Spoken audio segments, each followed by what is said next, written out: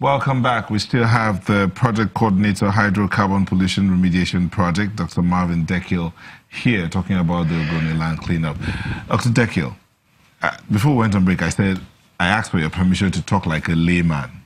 You're talking commercial, you're talking procurement. The man in Ogoni land and his brothers who are outside, and indeed the rest of the who can't fish anymore, who can't even come back home, he's not interested in commercial bidding, technical bidding. No.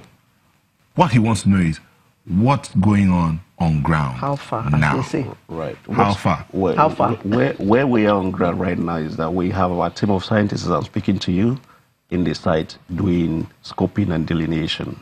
That is an exercise that we need to do to define the contamination boundaries on each of these sites. Why do we need to do that? We need to do that because we need to get up-to-date information, site-specific, so that we could use that to do what it is they're asking for. Remediation is a process. It's not just one activity.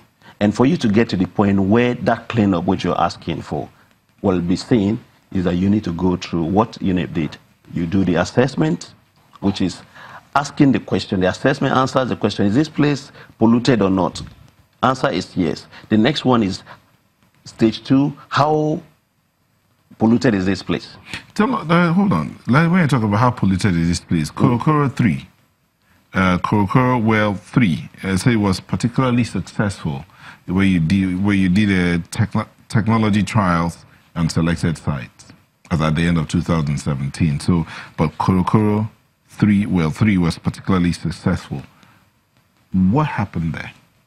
Well, like I said, what we did was a demonstration thing, and the actual work is what we are doing now, which is having people in the field to do the delineation, to do the scoping, and the information we get. Let's step back a bit. Okay. What you did, and let me read it here, the way it is, the way I put it down here. It says, by the end of 2017, HYPEP had completed 9 technology trials in selected UNEP recorded sites, and one at Pt.3 well 3 was particularly successful. Tell us about that Pt.3 well 3. The key thing about all the technology work we did was that before we send a company to any site, we took baseline information for the parameters, TPH, PAH, and the heavy metals. So when we're sending a company to the site, we already know the level of contamination at that site. Then when we assign a company to the site, we tell you, test your technology within X period of time, within 30 days, within 60 days. And during that period, we periodically go back there to take samples, to now look at, to monitor those parameters. So for example, if the TPH value at a site was 10,000 at the beginning, and in 2 months we came back, it's now 5,000. We know that within 1 month you have reduced it by 5,000. If by the 3rd month it's now 2,005, you now know that within this period you've done that. At the end of that period, we could tell whether that technology was effective. That's what that information is telling you. So it was particularly successful because whatever technology that company deployed was able to degrade, was able to reduce the contaminant parameter which we monitored substantially during that period. Is it the free-phase oil? The free-phase oil is the initial thing you do before you. There are different levels from the free-phase to when you now go to specific parameters, to the heavy metals, to the polyaromatic hydrocarbons, to the total petroleum hydrocarbons. These are all parameters combined we do. But I think we'll leave that for the technical session. but what happened was... The layman doesn't want to know. Exactly. Yeah, so we don't want to go too technical. But the key thing is this. Every technology that we wanted to use that was tested during that period was one that was able to tell us whether or not TPH value were reduced. That's contamination. So I'm going back to the phases of remediation as a process, okay, which was you do the initial assessment, do the second level of assessment to define that site in terms of the quantum of contamination in the site. And then you now come out with the best method to remove that quantum of contamination, because you're going to find different contaminants, and there will be the best way to remove them. Most time you have to combine different methods, biological, chemical, thermal, physical-chemical, together to get those contaminants. So what we're expecting in Ogoni land at the end of the day is, after removing the contaminant, is to more like help the earth to regain Exactly. its livelihood. I'm still on the process. So you do the initial assessment, you do the scoping, you do the remediation, and what you're talking about is another phase called restoration. Restoration is that process that is going to put the site almost to its original state before impact. Okay. So, and that is what UNEP says it might take 25 to 30 years. Of course, removing the contaminant with the first 5 years we could deal with that. But putting back the vegetation, putting back the ecology, putting back all of those things that were there, the nature that was there, is going to take that time. For example, mangrove takes so long to regenerate. Okay. And so that is what this report is explaining. So sorry, I keep going back to the money part of it. How much are the IOCs contributing to this? Because they're the ones who caused all this in the first place. Well, the IOCs are the IOCs as a JV. They are providing all the money that we need, and that is with the government, of course, because NNPC, which is the government, is part of the IOCs. So the money is provided by the IOCs, and that's why they're represented at the governing council, at the board of trustees, and so decisions about this project is decided not only by government, but by the IOCs, by the communities, by civil society. All of us together make decisions as for this project. And this project has profound impact on all the stakeholders. So you are like the errand boy?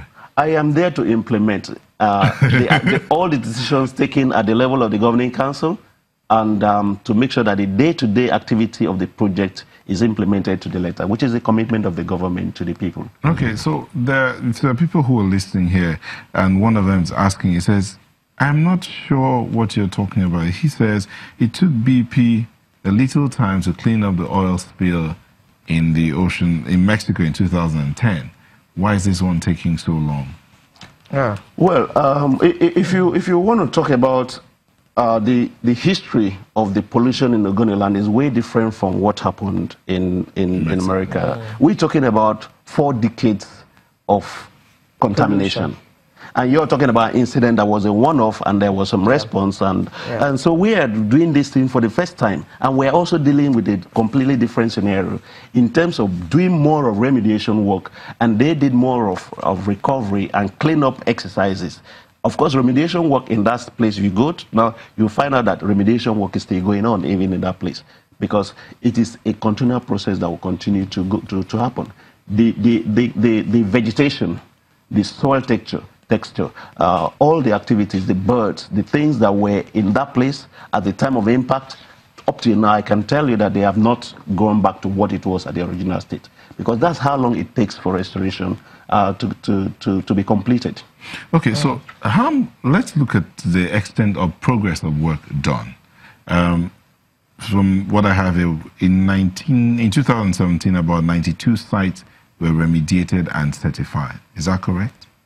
Well, we are in the process of selecting the best companies, and we are about to just send the best set of best companies into the field for work. So what we have done previously has been demonstration work, which is different from the actual work, which is we're just set to now. Demonstration work means they didn't do anything? Demonstration work was more like testing. Like I said, we just got companies to do bit of tests for their technology. But for us to award a job, we need to go through the government procurement process, which is what I was telling you, that allows us to select the best companies. How long does it take for procurement to get You know, this is an office that started only in May last year. So we're talking about just over a year. And we're talking about the people whose lives have been stagnated for over 4 decades. Exactly. We are talking about 4 decades. How much of We are talking about 4 decades of activities, and a government that only came and started what was not there. So we just started a process that has never been done anywhere in this country before. Is it possible to reduce the red tape so that things There are can no get red going? tapes. What we needed to do, let me explain again. For a project of this magnitude, you need a lot of planning. And you need to get it done, plan the professional way. You need to get the technical data from the site. This is the data that you use to design that process. Now, what have we been doing not exactly right? It's that all of these processes, when there is a spill, we've ignored them.